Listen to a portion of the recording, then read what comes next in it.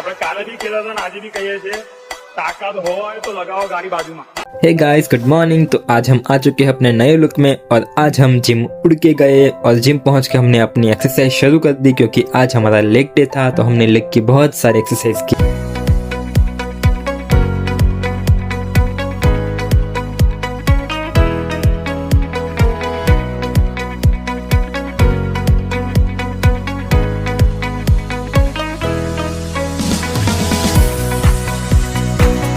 ये है मेरे आज की सेल्फी और ये है मेरा पहला मील और हम रेडी हो चुके हैं। गाइस प्लीज़ कमेंट हम कैसे लग रहे हैं।